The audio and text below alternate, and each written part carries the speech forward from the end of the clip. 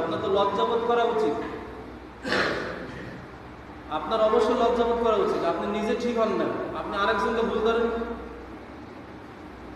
এই জন্য এই বিভিন্ন সমালোচনা এগুলো নিয়ে সমাজে একটা অশান্তি সৃষ্টি। মান সমাধান না যায়। হাদিস শরীফে নবীজি সাল্লাল্লাহু আলাইহি সাল্লাম বলতেছেন, যে ব্যক্তি চুপ থাকে ওই ব্যক্তি নাজাত পায়, ওই ব্যক্তি সওয়াব পায়। সুবহানাল্লাহ বলবেন না? যে ব্যক্তি চুপ থাকে, এটা হাদিস, মান সমাধান না যায়। যে ব্যক্তি চুপ থাকে ওই ব্যক্তি নাজাত পাবে, নাজাত পেয়ে ওই ব্যক্তি জান্নাতে প্রবেশ করবে। বলেন সুবহানাল্লাহ। তাহলে অতিরিক্ত কথা আমি কেন বলবো? আমি আপনার সাথে কেন অতিরিক্ত মিশতে যাব? আমি আপনার সাথে কেন অতিরিক্ত কথা বলতে যাব? তাহলে তো আমার হাদিস অমান্য হয়ে গেল। তাহলে আমি নবীর শাফায়াত পেলাম না।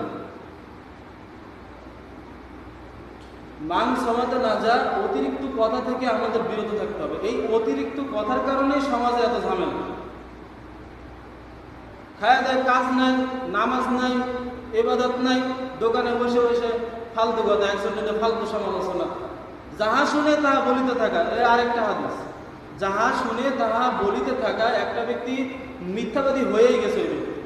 আপনি 100% মিলাবেন, সত্য মিথ্যা 100% সত্য কথা, 100% মিথ্যা কথা আপনি প্রমাণ করবেন। তারপরে আপনি এটা তাকে বলবেন যে আপনার এটা ভুল হয়েছে বা আপনার এটা 100% সত্য হয়েছে।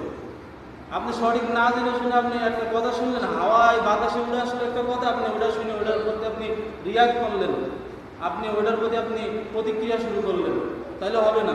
হাঁটুর উপরে কাপড় উঠানো, হাঁটুর উপরে কাপড় উঠানো কবিরা গুনাহ এবং হারাম, এবং ওই ব্যক্তি জাহান্নামে প্রবেশ করবে। বলেন নাউজুবিল্লাহ।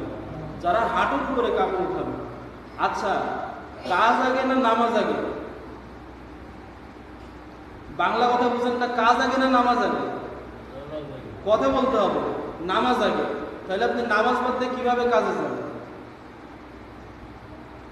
অবশ্যই নামাজ আগে, নামাজ তারপরে আপনার কাজ।